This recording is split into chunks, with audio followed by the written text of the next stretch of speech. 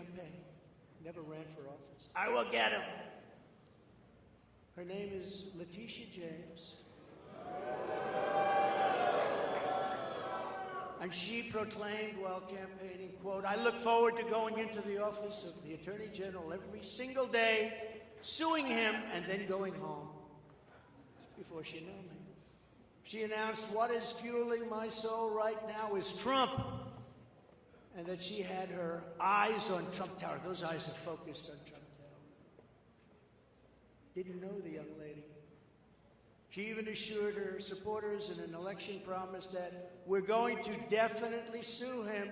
We're going to be a real pain in the ass. He's going to know my name personally.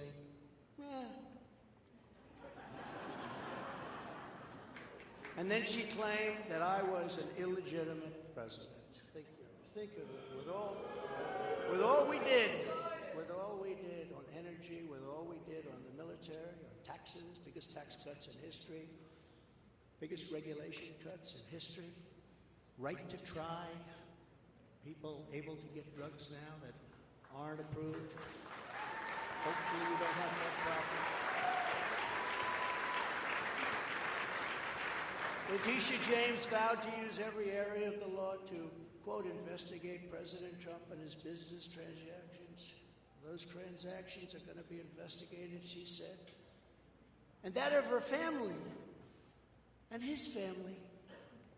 Because we're going after his family, and we're going after them hard. This is all before entering office and all before knowing anything at all about me. But she's going to get me. This is why, along with unrelenting crime, so many people and companies are leaving New York. She said that I falsified my financial statements, but in fact we're proving and will prove that my financial statements were substantially more than we submitted, not less. And in all cases have a strong disclaimer clause in them which tells the institutions that may look at that if they want to, not to rely on the statement. But they've got a problem with their case because, number one, I'm very underleveraged. They can't believe it. All the stuff they read and gave. And have very little debt relative to the value of assets. And importantly, not one bank has lost even $1. She was investigating me to save banks. They have very good lawyers. But they didn't lose $1 with us during this period of time. In fact, the banks we're talking about made almost $200 million off Donald Trump, and they liked me very much. We never missed a payment, never got a default notice, had a great relationship with all of them. I don't need banks. We have a lot of cash. I built a great business with my family, built a fantastic business.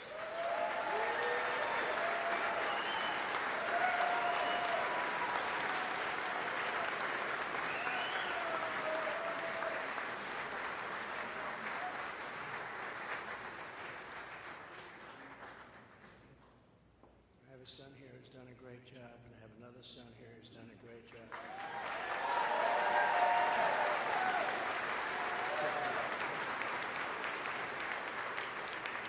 And Ivanka, and Barron will be great someday. He's tall. He's smart.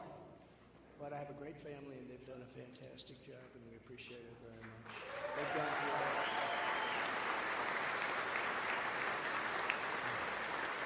So she's suing me over banks that weren't defrauded when she should be focused on violent crime that's driving people out of the state.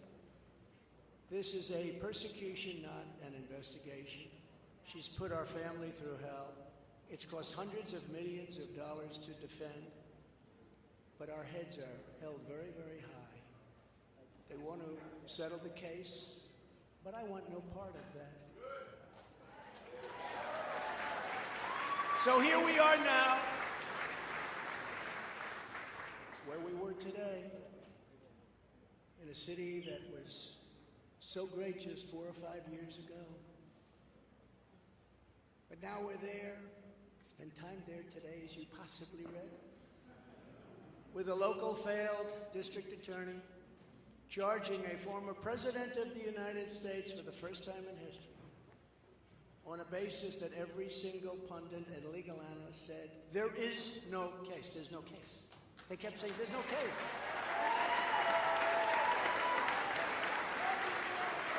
Virtually everyone. But it's far worse than that, because he knew there was no case. That's why last week he delayed for a month and then immediately took that back and threw this ridiculous indictment together. Came out today, everybody said, this is not really an indictment, there's nothing here. My lawyers came to me and they said, there's nothing here, they're not even saying what you did. The criminal is the district attorney because he illegally leaked massive amounts of grand jury information for which he should be prosecuted, or at a minimum, he should resign. And Alvin Bragg's wife confirmed a report that claimed her husband has Trump nailed on felonies. She has since locked down her Twitter account. His chief prosecutor, who represented the Democrats and crooked Hillary Clinton in a firm run by Chuck Schumer's brother, Robert, he quit the firm in order to go to work in the DA office in order to get Trump. Can you imagine that? Hillary Clinton's lawyer, Democrat firm. Ultimately, he quit as chief prosecutor because Bragg didn't think he had a case. Think of that same guy that brought this ridiculous thing today. Yet during his investigation, this prosecutor named Mark Pomerantz wrote and published a book saying all sorts of privileged things, and has been very strongly reprimanded. He was reprimanded so strongly.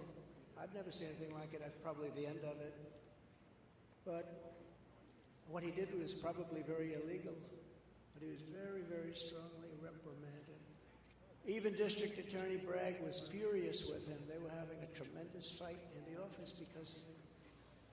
But hope is never lost because various prosecutors in the DA's office also quit because they thought President Trump was being treated very unfairly. How about that? Isn't that great? Oh, I love them. I'd like to meet them. I'd like to meet them.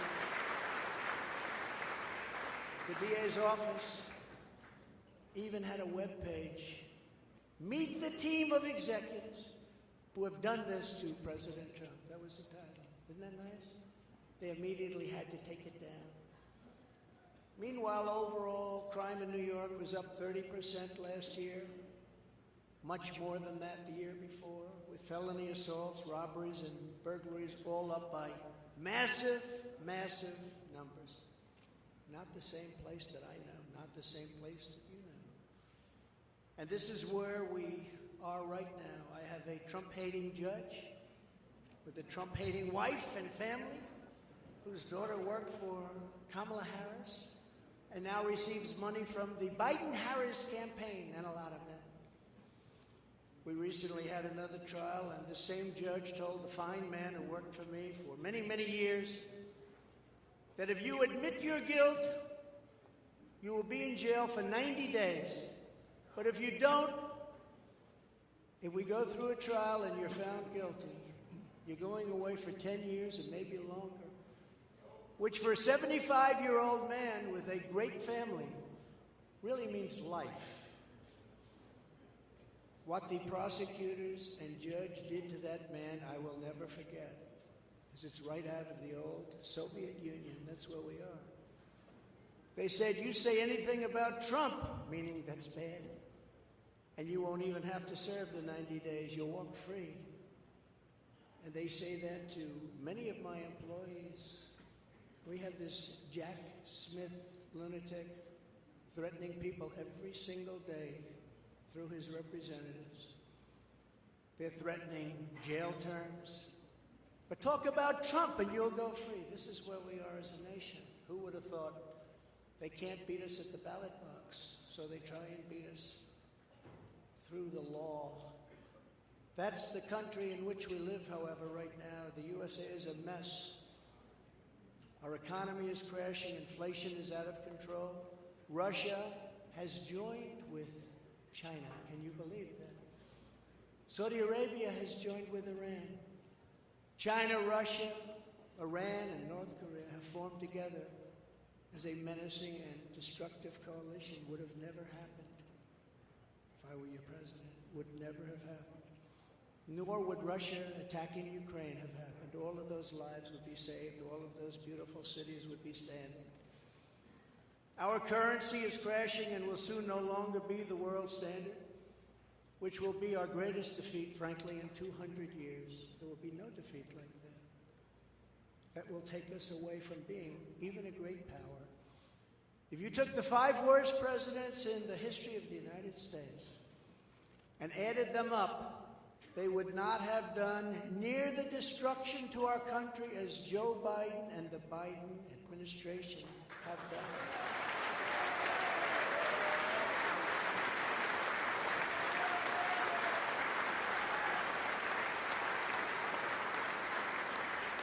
Incredibly, we are now a failing nation.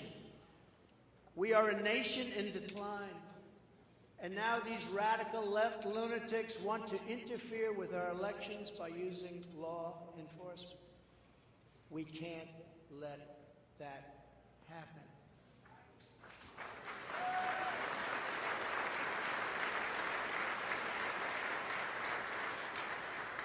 With all of this being said, and with a very dark cloud over our beloved country, I have no doubt, nevertheless, that we will make America great again. Thank you very much. God bless you, and God bless America. Thank you very much.